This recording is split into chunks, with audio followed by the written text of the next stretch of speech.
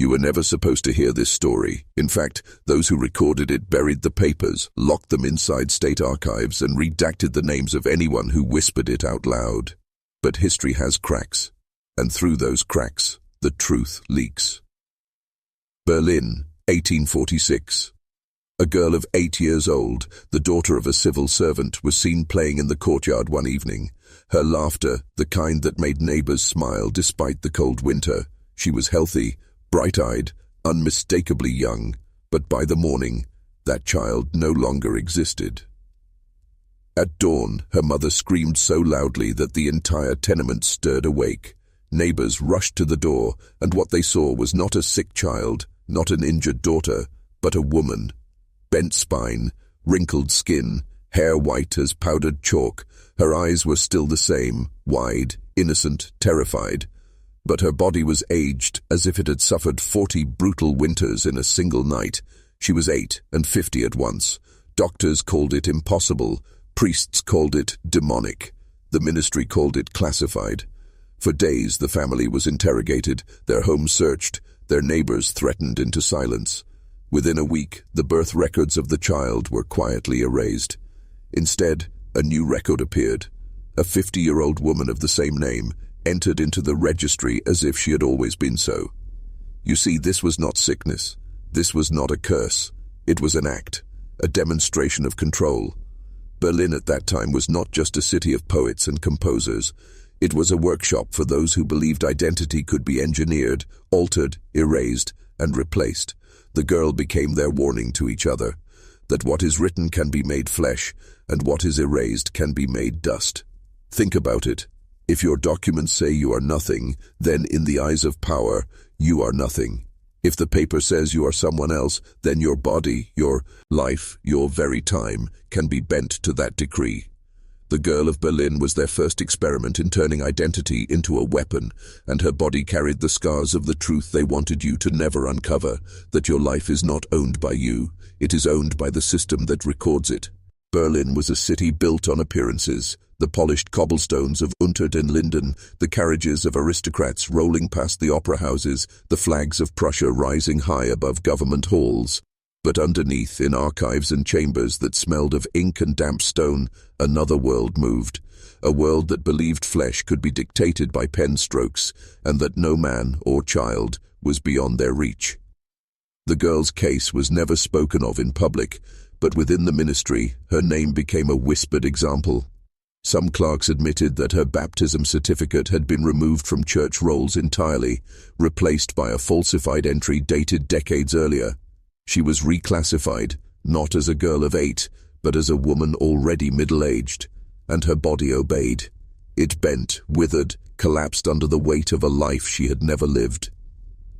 Understand this, in the 19th century identity was nothing more than ink on paper. If you were not written down, you did not exist.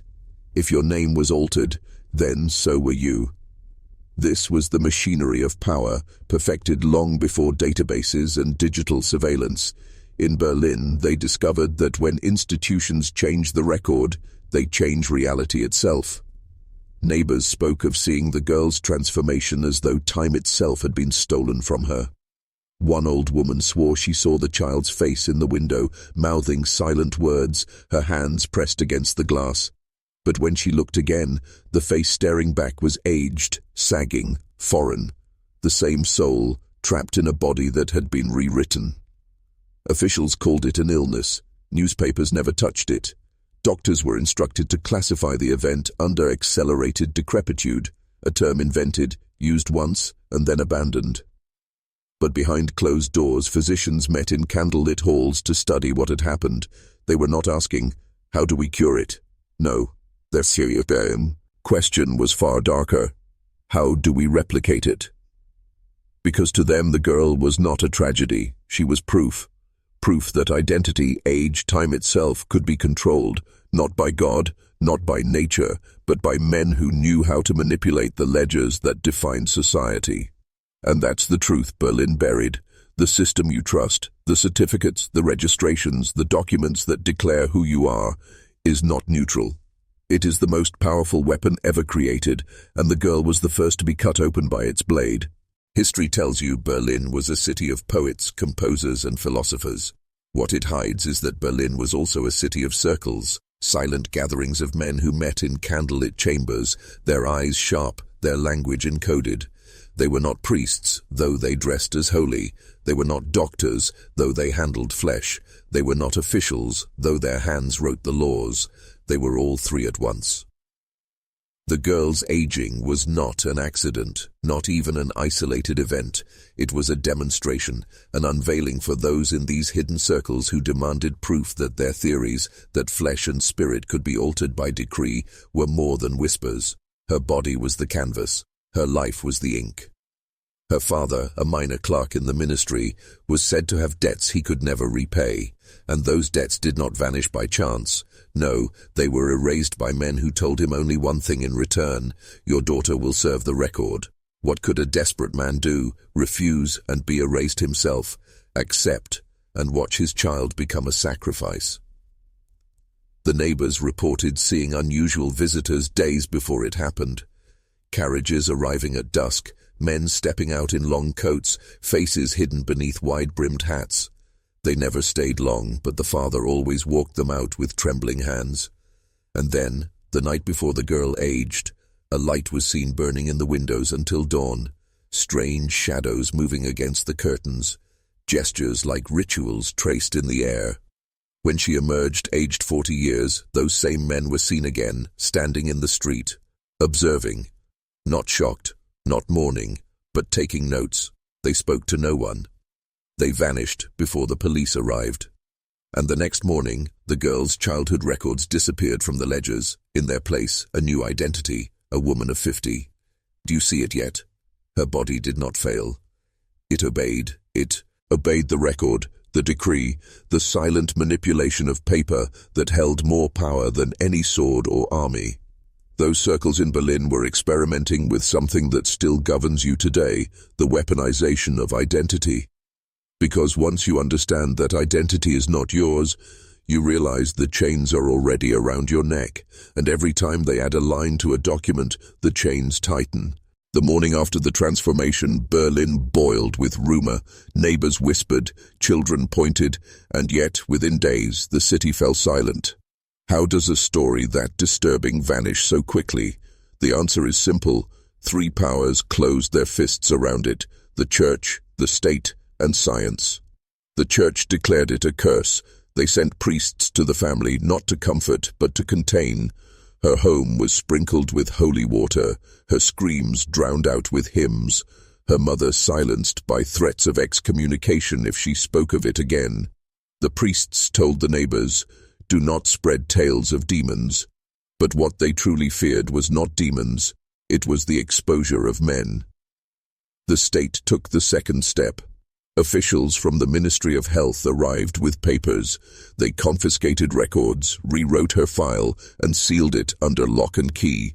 On the surface, their explanation was bureaucratic. The child was misreported in the census. She was always older than she appeared. They demanded silence, reminding citizens that spreading falsehoods could be punished as treason, and in Prussia, treason meant disappearance. Science provided the final lie. Doctors from the Charité hospital examined her and declared the case accelerated decrepitude, a fabricated term used once, never again. They promised the public it was a rare condition, nothing more than a medical curiosity. But behind closed doors, the same doctors debated not how to cure it, but how it could be induced again. Do you see what happened here? Three institutions that pretended to oppose each other, church, state, science, suddenly stood side by side, speaking one voice. Why?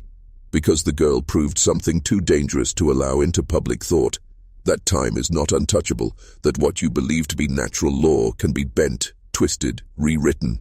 If time could be controlled through identity, then no man is free. If a child can wake as an old woman because a ledger demands it, then what you call life is nothing more than paperwork animated into flesh. The church could not allow that truth. It would weaken their God. The state could not allow it. It would weaken their authority. And science could not allow it. It would expose them as jailers, not liberators. And so they buried it. But the burial of truth does not destroy it. It only drives it deeper into the foundations of the system we live in still today. They said her name was Elizabeth Kramer, a girl of no importance to the great machine of Berlin. But history hides its sharpest blades in the most ordinary of scabbards. She was 16 when it began. Young, vibrant, a seamstress's daughter with nothing but time before her. The night of April 12, 1846, she fell asleep like any other. Witnesses say she had gone to bed laughing, telling her younger brother stories by candlelight. Nothing unusual, nothing cursed, nothing prophetic. But by dawn the house was filled with screams. Her mother burst into the street howling that her daughter was gone. Not dead. Worse. When neighbors rushed in, they saw a horror that words struggled to hold.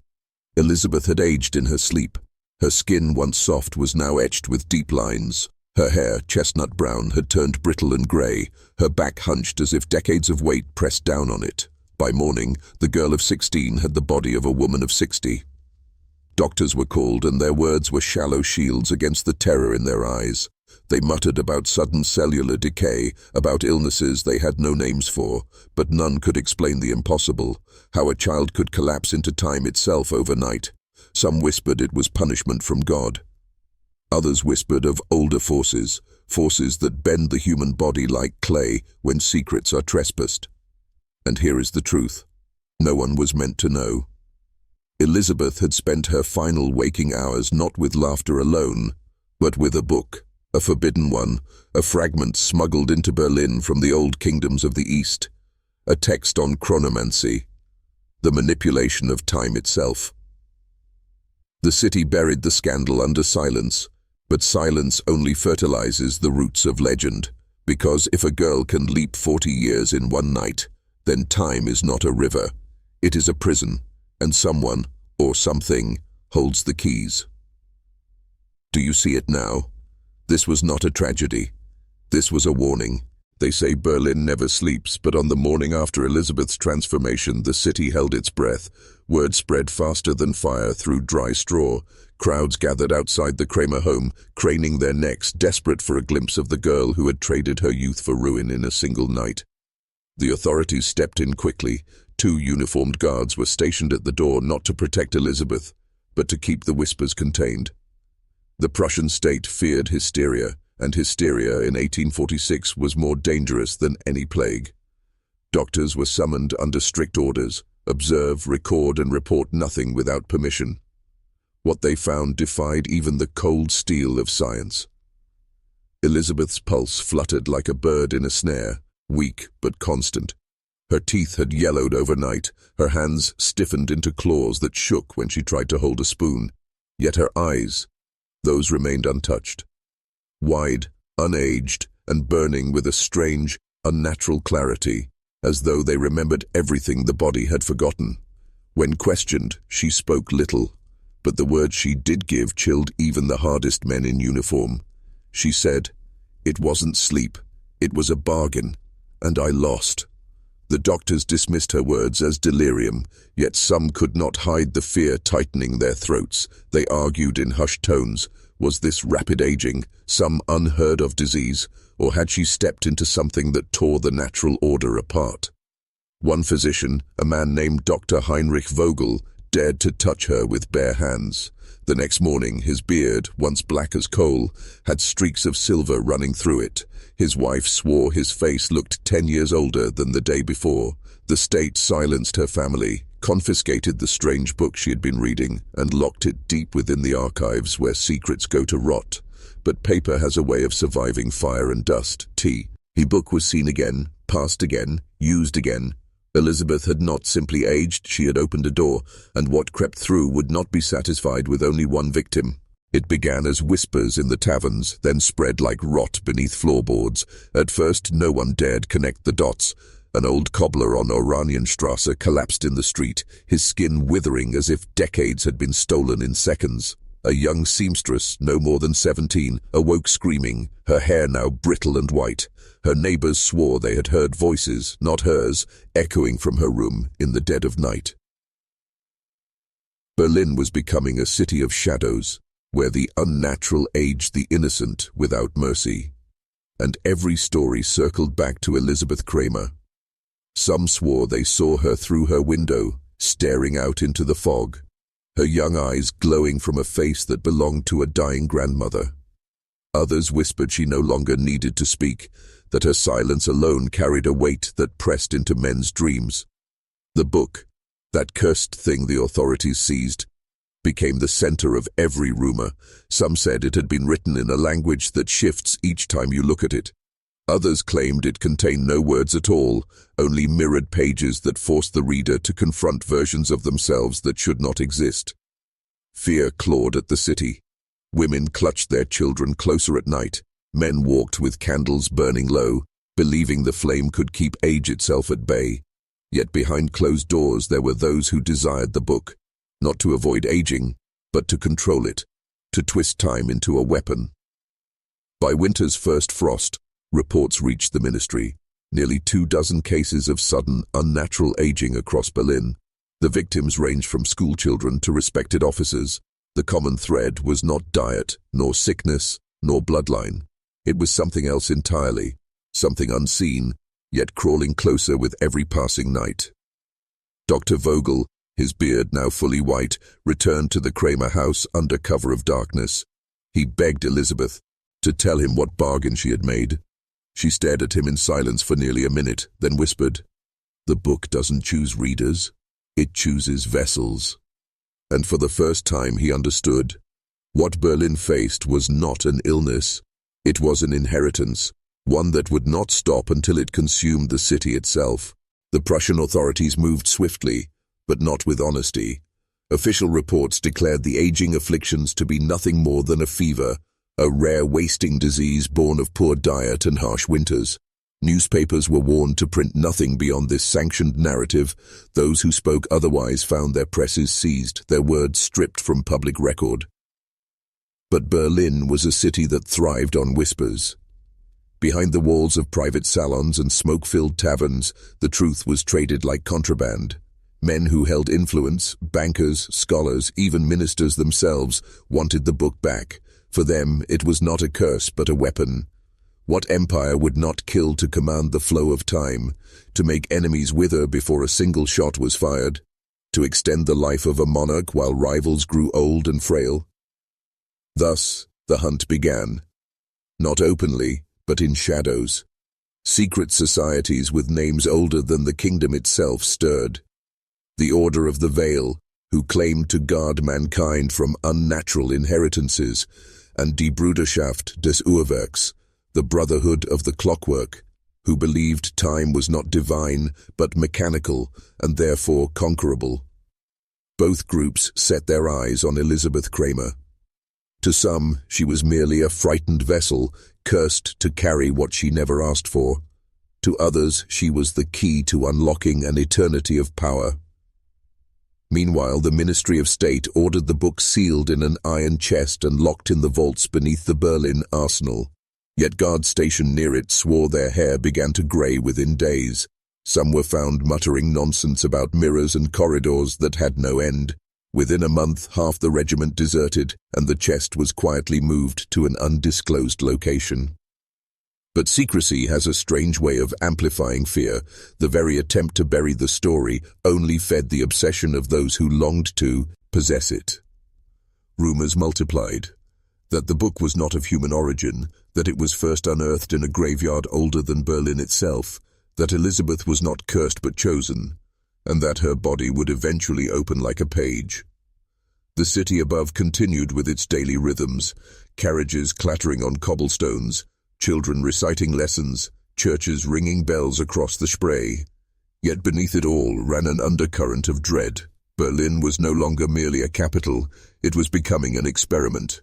The night was damp, the kind that made every lantern flicker as though the air itself resisted light. Elizabeth Kramer had grown used to sleeplessness. The hours stretched unnaturally long for her, each second heavy, as though time itself had grown viscous in her presence. That night, the silence was broken not by footsteps on the street, but by the creak of her own door.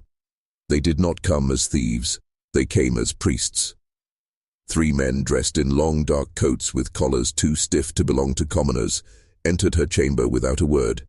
Their faces were obscured by veils of black gauze, a strange choice in a city that demanded uniforms for everything. One of them pressed his palm to his chest in a gesture not of greeting but of submission. To her. "Do not fear," the tallest whispered. "We are here to protect what you carry." But Elizabeth had learned, even in her short years, that those who claim to protect are often those who cage.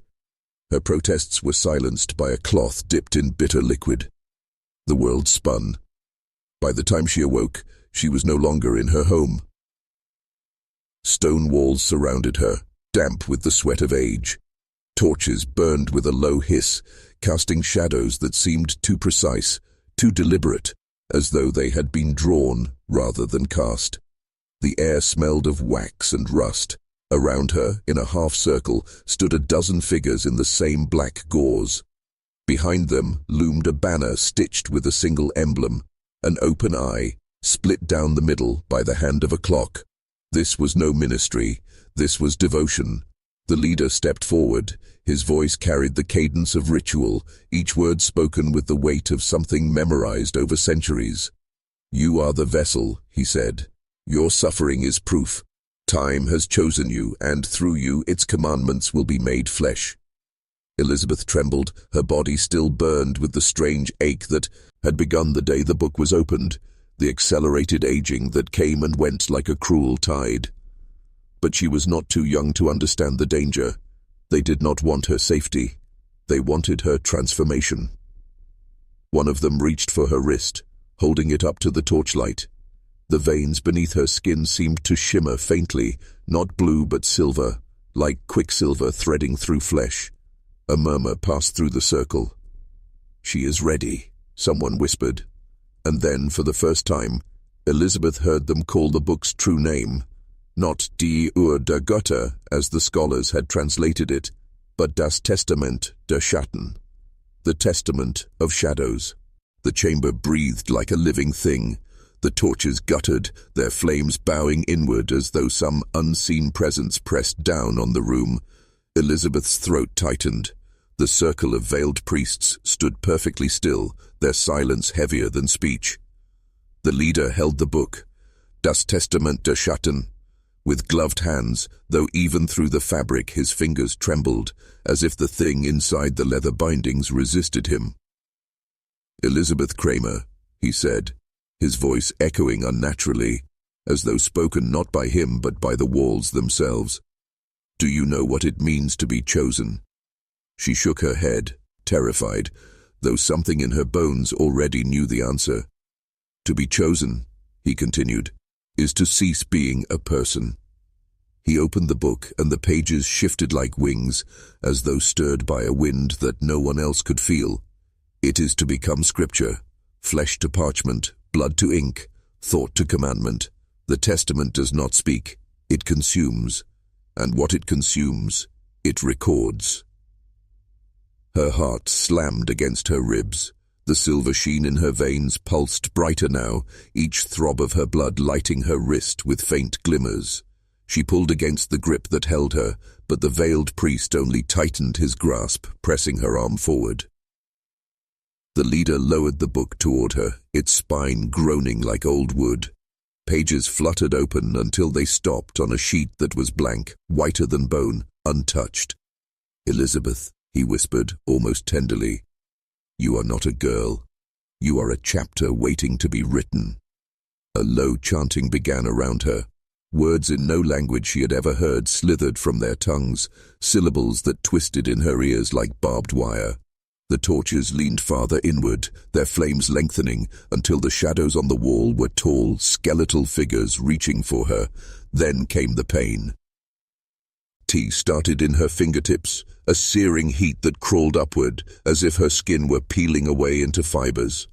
Her palm burned, and she realized, with horror, that faint letters were appearing across her flesh, tiny black script curling and dancing, forming words she could not read. They burned into her skin as though her body itself were turning into a manuscript. "No," she sobbed, "I am not your book. I am not your vessel." But the testament pulsed in the priest's hands, alive, hungry. The blank page before her shimmered, waiting, and she knew If her blood touched it, she would not survive as Elizabeth Kramer. She would exist only as words, bound forever inside that cursed volume. And for the first time she understood why every scholar who had touched the book had gone mad. They had not been driven insane, they had been devoured. Berlin's officials tried to close the case. A child, they declared, lost to a mysterious illness. The burial papers were filed with bureaucratic neatness, stamped and sealed, as if paperwork could erase the horror. But behind those papers, shadows moved. Men who wore no uniforms, whose names never appeared in the registries, came for the girl's remains. Her body was exhumed before the soil even settled. Witnesses swore the coffin was empty by morning. What happened next never reached the newspapers. In the cold stone basements of Berlin, where lamps hissed with oil and glass jars lined the walls, her flesh was examined by men who believed science should serve not truth but power. They cut thin sections of her skin and found something no one could explain. Her cells were burned out, as if life itself had been consumed in a fire invisible to the eye. Not death by decay, but by exhaustion. Like a candle forced to burn through 40 years in a single night. One professor, later erased from every medical registry, spoke of the temporal fracture. He believed the girl had been a test, that somewhere in Berlin, or perhaps far beyond, someone had found a way to accelerate time itself, to compress life into dust. And if such a force could be controlled, it would not only age children, it could make armies rise and fall in days. Nations could be undone not by bullets, but by clocks. The secret was too valuable to bury. And so, while the city above went about its daily rhythm, beneath Berlin, the first notes of forbidden research were written. The girl became a ghost, not only in the minds of her grieving parents, but in the ledgers of men who sought to weaponize eternity. And perhaps the most disturbing truth. Some whispered her body never fully died, that deep in one vault, locked away in glass, her skin still twitches as if caught between centuries, neither alive nor at rest. The rumors did not stay in Berlin. They leaked out like smoke, carried by the tongues of frightened assistants, half-burned letters, and whispers exchanged in candlelit taverns where scholars gathered in secrecy. Soon the story of the girl who aged 40 years in one night traveled across borders, slipping into places where the powerful fed on forbidden knowledge. In London, a society of physicians known publicly for their charity hospitals held a closed meeting in a dark, oak-paneled chamber. There, beneath portraits of long-dead benefactors, they debated whether the Berlin case proved the existence of what they called the hourglass vein, a hidden current inside the human body that dictated the rhythm of life. If it could be manipulated, could they extend life indefinitely, or snuff it out in an instant? In Vienna, rumors reached the circle of Franz Mesmer's successors, men who had long toyed with the boundary between suggestion, magnetism, and the unseen forces of the mind. They believed the girl's collapse was not natural but induced, a psychic fracture caused by forces that bent the body's sense of time until it devoured itself. They saw in her tragedy not horror, but proof that the mind was no prison, that time could be rewritten if one dared pay the cost. Even Paris was not immune. In the smoky cafes of Montmartre, artists and occultists alike whispered of the girl as a martyr to knowledge. They painted her in candlelit portraits, imagining her as a child saint burned by the clock's cruelty. Some even held seances, hoping to call her spirit back, not to comfort her soul, but to ask what she saw in those 40 years that passed in a single night. Did she glimpse the future? Did she see wars yet to come? Empires yet to fall? But perhaps the most dangerous response came not from scientists nor poets, but from men who dealt in power, in the catacombs beneath Berlin. Secret orders, the kind that wore no symbols yet shaped nations, had already begun to weave her fate into their plans. They whispered, if one child could be aged by 40 years in one night, then anyone could. A king, a rival, an entire army. It was no longer a tragedy. It was a weapon. And from that moment on, the girl's story ceased to belong to her family. It became property, a secret traded, fought over, and buried in shadows where no light could reach. The first test came quietly. No proclamations, no grand laboratories, only a stone chamber beneath the old citadel of Berlin, a place that had seen centuries of blood and silence. The chosen subject was a man already condemned, an arsonist whose crime had taken 3 lives. His name was erased from records before the experiment even began. To the world, he was already dead. The men conducting the ritual, though they called it science, were no ordinary physicians. They belonged to a circle older than Berlin itself, one that thrived on the borders between knowledge and heresy. Their tools were not scalpels and glass beakers, but symbols etched into the stone floor, copper wires coiled like veins, and a sand-filled hourglass suspended over the prisoner's body. The condemned man laughed at first. He thought he was being prepared for execution, another cruel display meant to break him. His wrists were bound to the chair, his chest bared to the cold air. "Do your worst," he spat. But his bravado faltered when he saw the men step back, their faces lit only by the flicker of black candles, and heard the hum that rose from the copper coils as if the air itself were tightening. At the stroke of midnight, they began. One man whispered an incantation disguised as an oath, while another flipped the hourglass. Sand hissed downward. The prisoner's breath caught. He could feel it, the weight of time pressing against his ribs, as though his body had become a clock wound too tightly. Minutes passed. His laughter returned, but it was different now. Higher, nervous, splintering. His teeth chattered though the chamber was warm. "What is this?" he cried, straining against his restraints. His skin paled, his veins blackened, and then, before their eyes, the changes came. His hair, once black, silvered strand by strand. His skin loosened, sagged, then cracked with the dry fragility of Park's ment. By the time the last grain of sand fell, the man who had been 35 was now a ruin of 90. His eyes, sunken deep, still burned with terror. He opened his mouth to scream, but only dust escaped his throat. A moment later, his body slumped lifelessly in the chair, collapsing into itself like an abandoned husk. The men did not move, not at first. Some were pale with awe, others with horror. They had done it. They had taken the tragedy of a child and forged it into a weapon of control. But there was a problem. When they gathered the ashes of the prisoner, they noticed something strange. Beneath the withered skin, etched deep into the bones, symbols had appeared, markings that no one had carved. They looked like runes, or perhaps instructions. The chamber fell silent. They realized too late that they had not merely forced time upon the man. They had unlocked something buried within him. But perhaps the most chilling detail is this.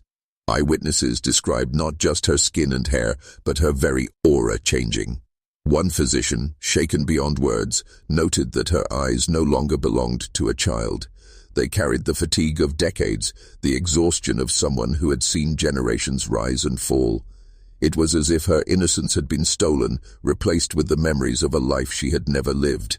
Imagine that, being forced to carry the sorrow of 40 lost years in a single night, with no story behind it, no childhood experiences, no gradual fading into wisdom, just the crushing weight of age with none of its lessons. This was not natural. This was not biological. No disease acts so suddenly with such completeness. What we are left with is the realization that something else was at work. Something that had the ability to fast-forward time, to pull the future into the present. You've been told time moves at a steady pace, tick by tick, moment by moment. But what if it can be bent, accelerated, even weaponized? Berlin's doctors dared not admit this possibility. Instead, they cloaked themselves in silence. Reports were sealed, notes destroyed, testimonies discredited. Those who persisted were dismissed as hysterical. This is how truth dies, not through lack of evidence but through organized denial, and every time it happens, those in power tighten their grip a little more, ensuring that forbidden knowledge never leaks beyond their walls. But here's what they feared most. If time itself can be stolen from a person, it means time can be stolen from all of us. Entire populations can be aged into submission, drained of vitality, stripped of their prime before they ever reach it. Imagine a society where the best years are quietly siphoned away, leaving only tired shells to serve obediently until death. That's not just science fiction, it's the nightmare hinted at in this forgotten Berlin case. And the girl? She became a living warning. A body turned into a secret record, locked away to remind those who understood what was possible. The question is not whether this was real, the question is why it was hidden. The story should have ended with her burial. A single grave in Berlin, an oddity left to rot in the earth, forgotten. But it didn't. Something else happened. Something the records don't mention but whispers do. Because according to those whispers, the girl's body was not placed in a public cemetery. No one was allowed to see it lowered into the ground. Instead, the coffin was escorted in silence, under guard, to a facility on the outskirts of the city. Why the secrecy? Why guard a corpse as though it carried power? Unless, of course, it did. Imagine it. A child's body, aged by decades overnight, her tissues holding secrets no medical text could explain. The blood, the marrow, even the skin, everything inside her became a puzzle piece in an experiment that the public was never meant to know existed. Witnesses who spoke of the transport described a curious detail. The coffin was fitted with a locking mechanism, one that could not be opened without tools. A coffin designed not to keep the dead inside, but to keep others out. What were they protecting? Was the girl truly lifeless, or did the very process that aged her also alter the nature of death itself? Berlin's academic elite were not naive. They had tasted the forbidden before, in secret societies, in esoteric chambers where science blurred into alchemy. They knew that certain bodies, certain anomalies, were not simply buried. They were studied, harvested, dissected in search of patterns that might reveal the machinery of creation itself. Think about what this means. Her life was stolen, yes, but perhaps her afterlife was too. She was denied rest, turned instead into an object of perpetual inquiry. And behind every locked door, every destroyed report, you find the same truth. Her body was too valuable to lose. It was not death they feared. It was the knowledge her body carried.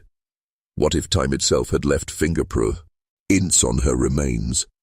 What if her flesh became a kind of map, showing those who dared to look how to bend the clock for themselves? And that's the thought no one dares say out loud. Her death wasn't an end. It was the beginning of something far darker. The autopsy was not written in any official record, but fragments of what was done to her body survive, in journals hidden away, in letters never meant for the public eye. And they are terrifying. The first cut into her flesh revealed something no surgeon expected. Her organs were not aligned with the natural order of age. Her heart was that of an old woman, calcified, worn, struggling, but her lungs appeared as if they belonged to a child. Her bones were brittle, but her marrow was alive, throbbing with a vitality that should not have existed. It was as though time had not simply aged her, but had rearranged her biology, scattering decades across her body like dice tossed on a table. Some parts of her were ancient, others impossibly young, and a few, according to one account, looked altogether wrong, like they were pulled from another blueprint entirely. But it was her blood that made the surgeons pause. It clotted and resisted their instruments, as though reluctant to be spilled. Under a crude lens it appeared golden, threaded with strands that shimmered like threads of metal. One doctor described it as liquid light, heavy, as though each drop carried weight far greater than itself. Whispers say her blood was collected in small vials and delivered to select figures within Berlin's hidden circles, men who were already entangled with occult lodges, scientific cults, and imperial ambitions. They saw her not as a tragedy, but as an opportunity. What if her blood held the secret to longevity, to manipulating the boundary between youth and age, between vitality and decay? They didn't bury her because she was a marvel. They dissected her because she was a key. And here is the darkest truth of all. Some claimed that after her chest was opened, the surgeons swore they saw her diaphragm twitch, a flicker of movement where there should have been none. Was it a firm inner reflex? Or was it proof that she wasn't fully gone? That in tampering with her, They may have awakened something that defied both life and death. If so, then she was never simply a girl. She was an experiment that kept unfolding even after her last breath. The vials traveled quietly. No records, no public trace, only hand-to-hand exchanges under the glow of oil lamps. To the common people of Berlin, the girl was a forgotten tragedy, buried without ceremony. But to the men who possessed her blood, she was the beginning of something greater.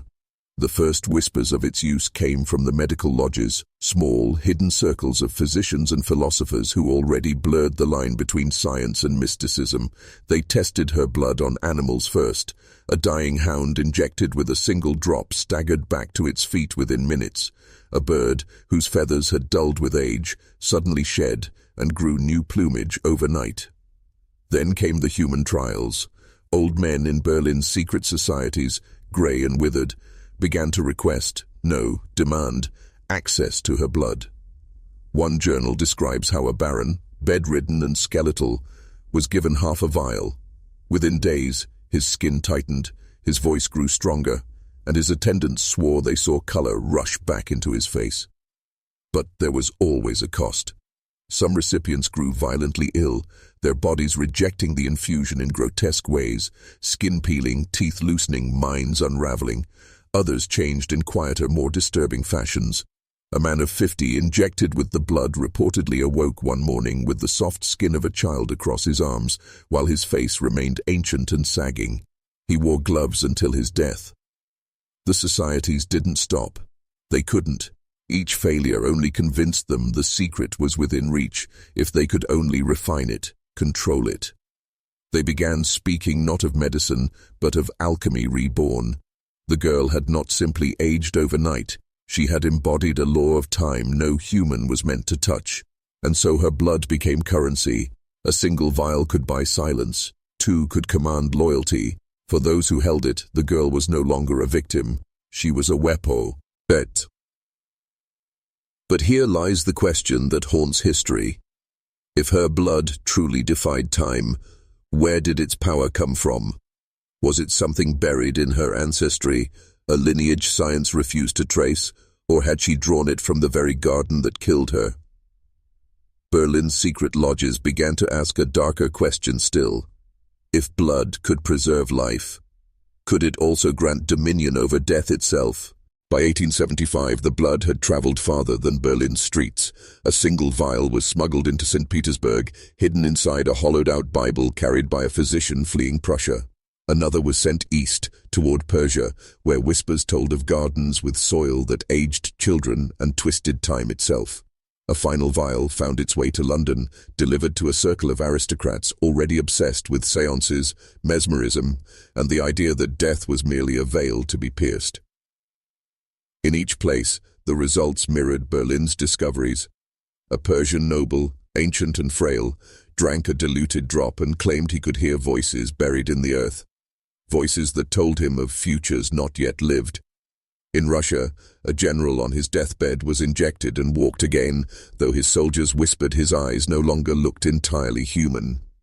In London, the experiments were quieter, cloaked in layers of secrecy, but rumors spread of a man whose reflection stopped aging while his body continued to wither. It was here the first whispers of an order began, men bound not by faith, but by the blood of a girl science had erased. They met in candlelit halls and wrote oaths in their own veins, swearing allegiance not to king or country, but to the promise of a power older than civilization itself.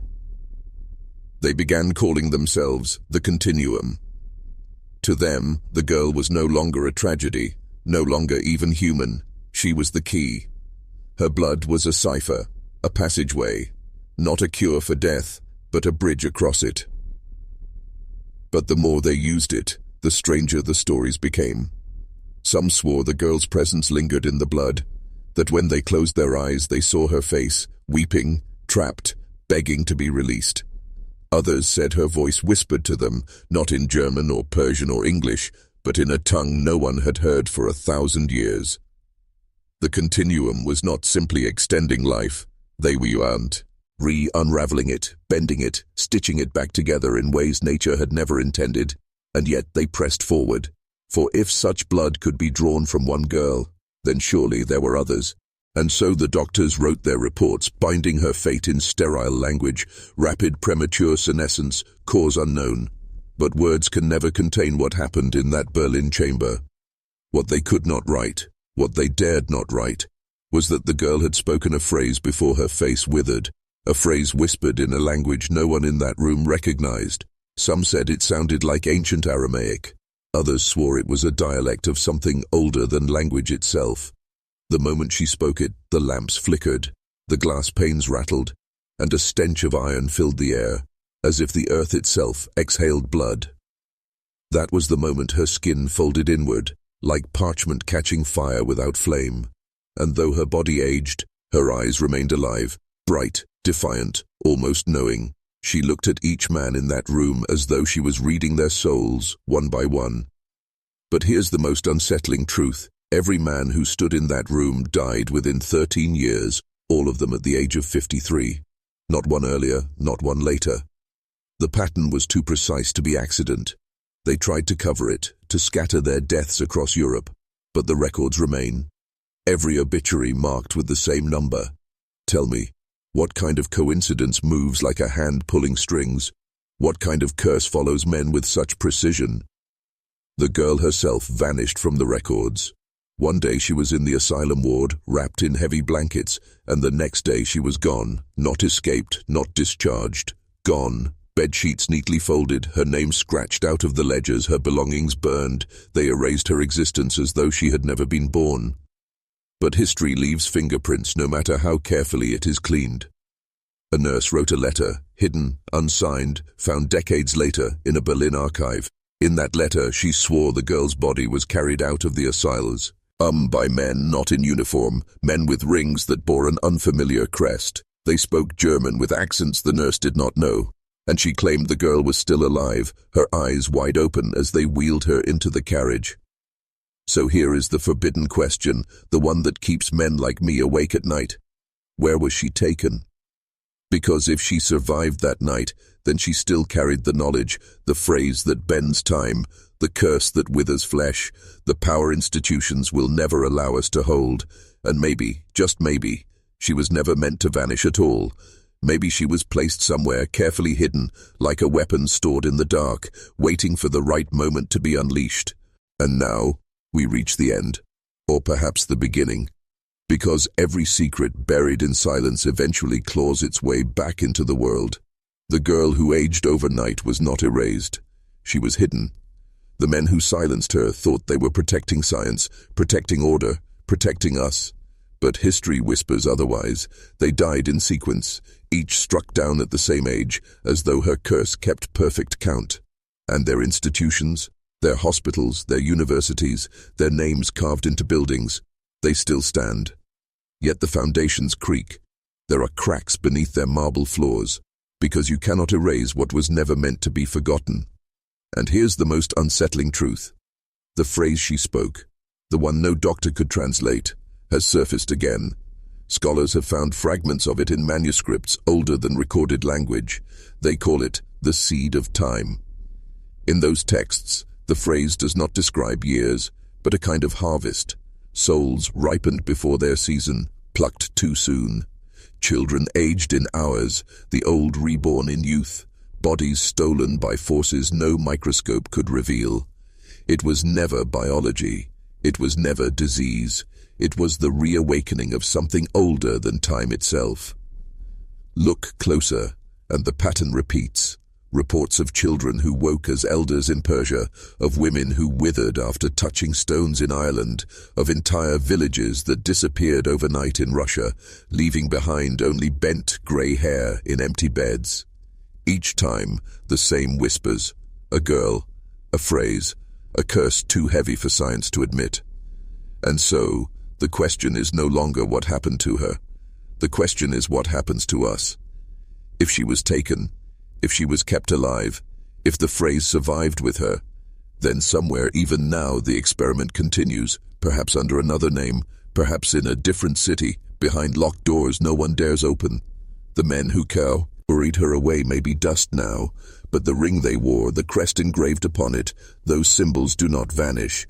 Power always finds a way to preserve itself. So remember this. When you hear stories of children aging too soon, of bodies withering without reason, of eyes that remain young while the flesh decays, know that you are glimpsing the same forbidden current. The girl was only the beginning. Science tried to erase her, but the truth moves like water. It seeps, it spreads, it waits, and one day it will rise again. And when it does, you will have to ask yourself a single, unshakable question. Will you turn away like the doctors did, or will you face the secret that bends time itself?